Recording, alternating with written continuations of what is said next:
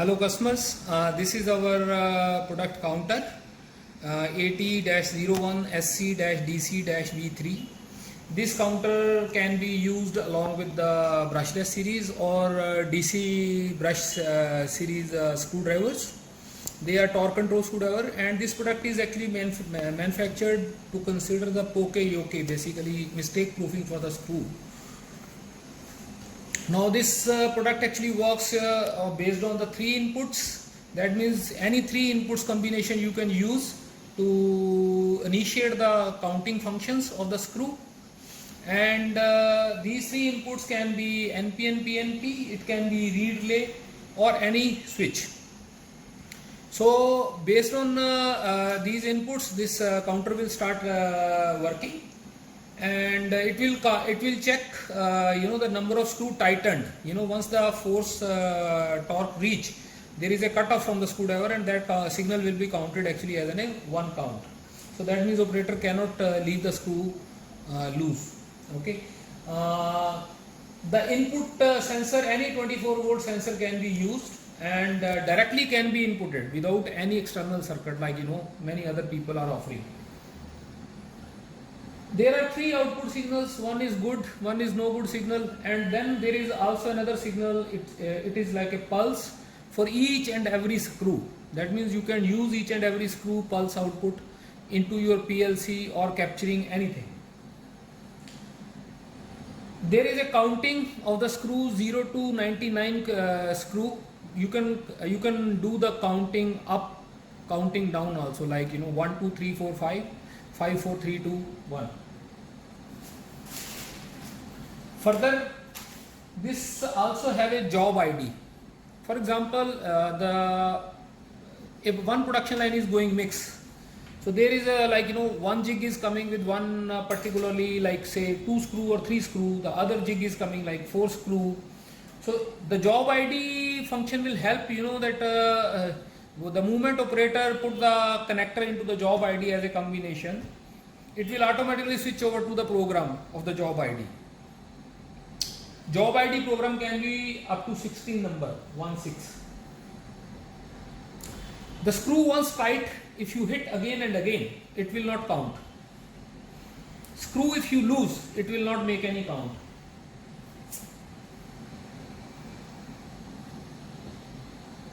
There is a function of reset and bypass. This can be enabled or disabled also in the programming. So reset and bypass can be done by the external switch also. Reset and bypass can be done from the panel also. If you don't want to give reset or bypass function to operator, you can disable also in the program and lock it. Let's say in the production line you have certain problem, maybe A, B, C, D, X, Y, Z, any reason, and counter is not getting feasible by chance to use. There is a function of to bypass the counter so that your screwdriver comes as in a normal function. Now in this counter, once you do the job like you set 4 screw, if the 4 screw is properly tightened, it will allow the next job to do. But let's say somebody did 3 screw and by mistake left 4th screw and he picked the job, there will be a no good signal will come and screwdriver will not get any power for the next job. So this will help to avoid any mistaking. So we will explain further one by one functions in the next videos. Counter actually programming function is like if you press continuously, it goes into the menu function. In this menu function, this is counting, so you can set the counting like 5 6 7 8 screw, or maybe up and down you can set the counts, number of screw basically. Then if you go further, then it is called reset enable.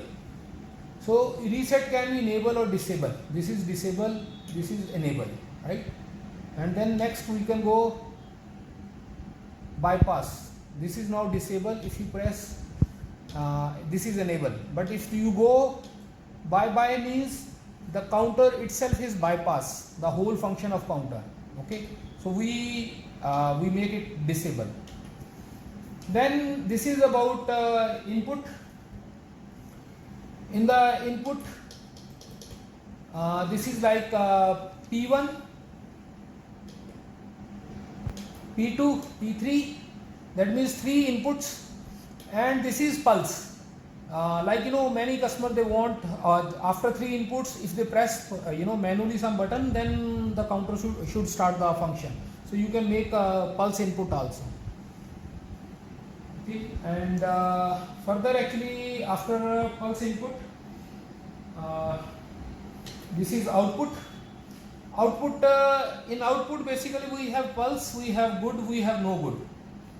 Okay. And in output signal, for example, somebody want to use a clamp, so this good and no good signal can be used for the clamping, but in that case you don't get the good and no good signal, but per screw pulse will remain same pulse. Okay. So the output, if you use for the clamp, there will be good, there will be no good, no good signal. It is just used as an output. Now this output can be, you can make this output as a pulse or continuous. In standard this is continuous, but in case you want to go on pulse mode, so you can change to pulse.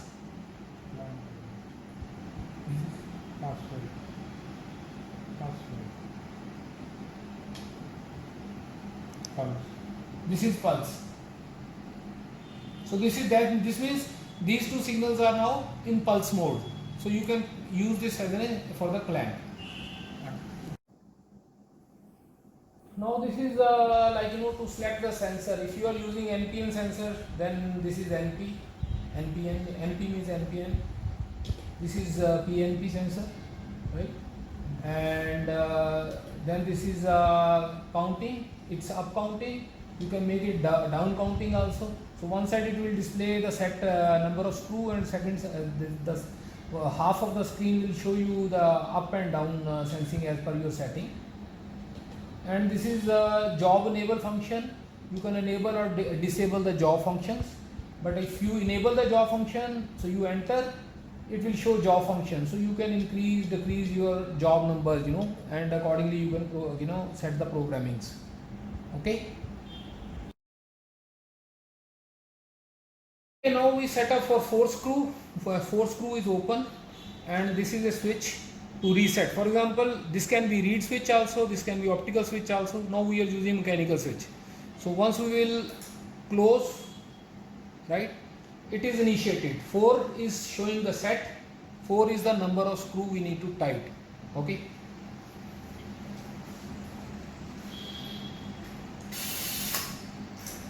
This is 1 pulse came, that means first screw is tightened. Now if we are striking on the same, it is not taking the count.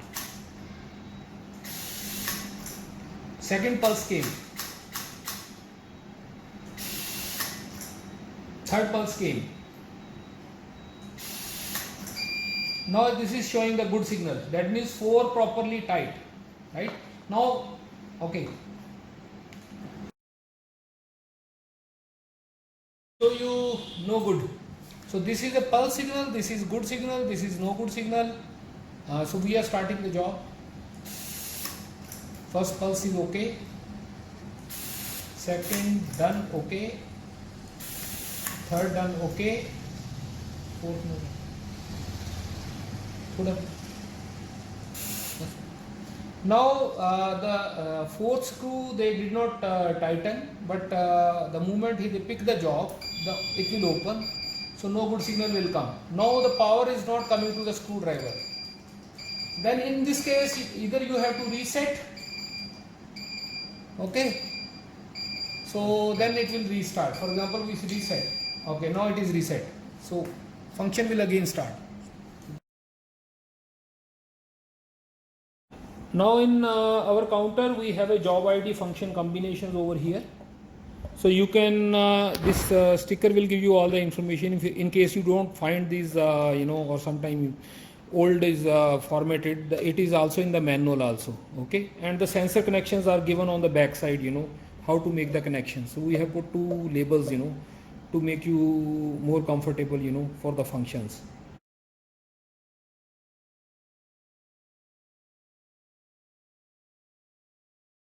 With reference to our previous explained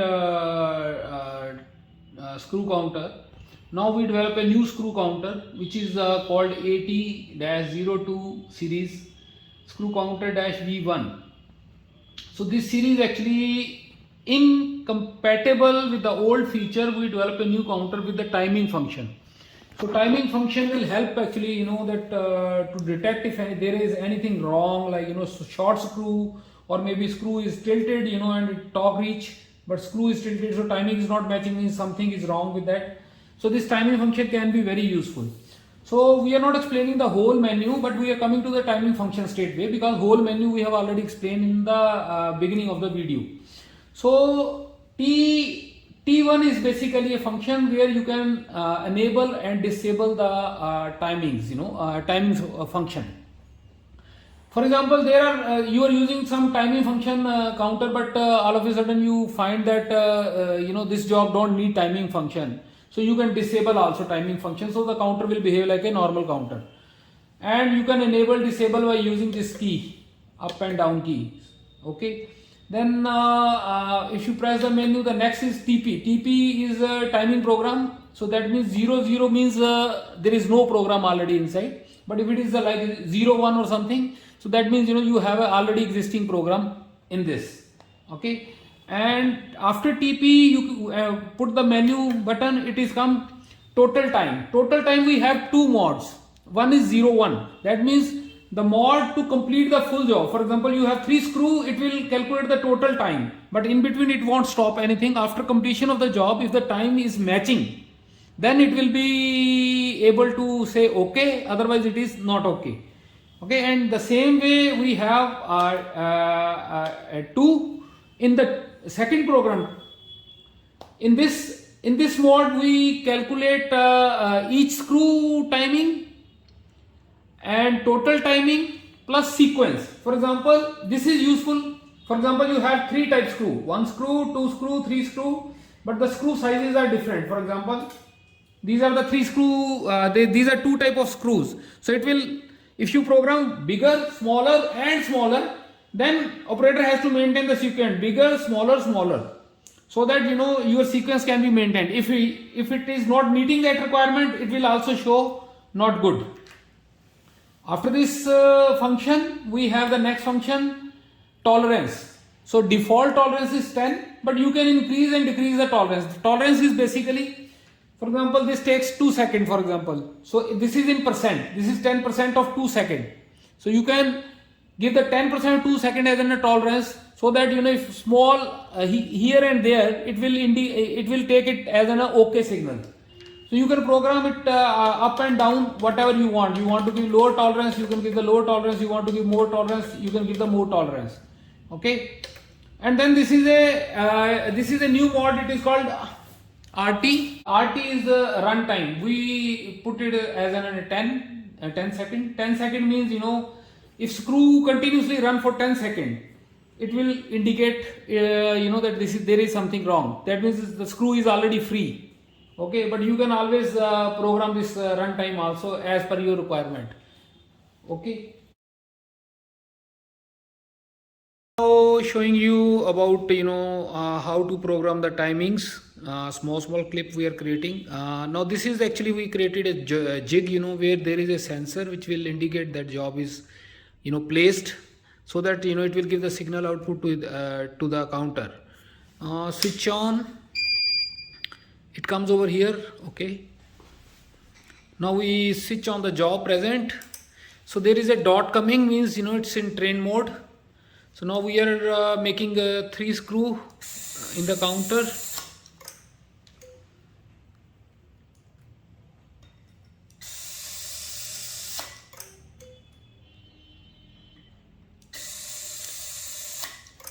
Now this has green indication, means all the 3 screw timings has been taken already as a program. Okay. So now we will show you the teach mode timing function, in which we are setting the timing to 01. That is the first time for the total job. how it will detect the total timing of the job.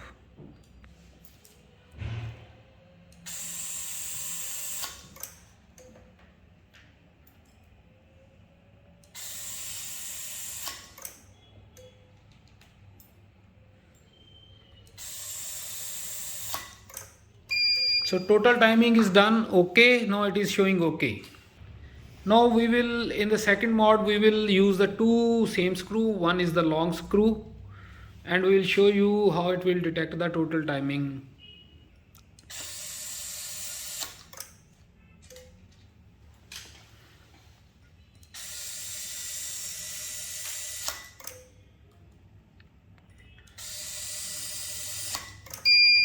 Now because one screw was bigger, so the timing is out of the range, so it will show no good signal, that shows fail. We have now set second function of timings, in which it will check the timing, total timing, and each screw timing. In this mod, actually we are using 3 screw. One is the bigger one, so we will put first screw as per the programming and second screw auto programming. So this counter will indicate error on the screw itself.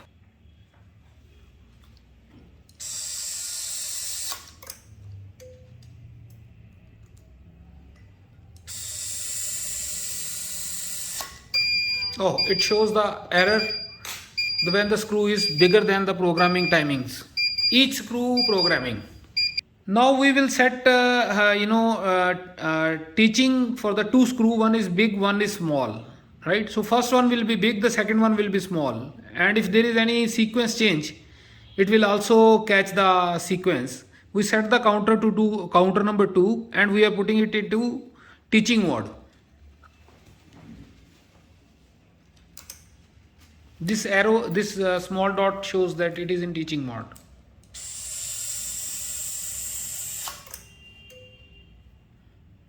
First we put small, then we put,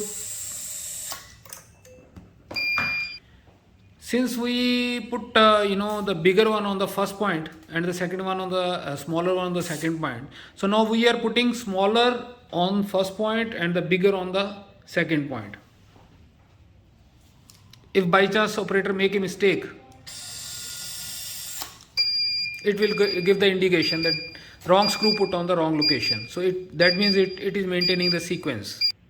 Now we will show you the free rotating screw. What we are using to simulate is, we take the bigger hole so that screw is not tightened, and just free rotating inside, just to show you then how it is detecting. And we will use the same program.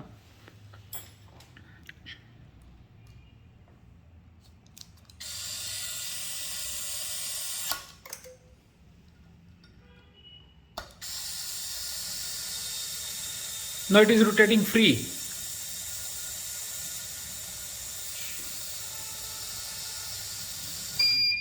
After 10 seconds it shows okay, fail. That means that the job is already gone, screw is free.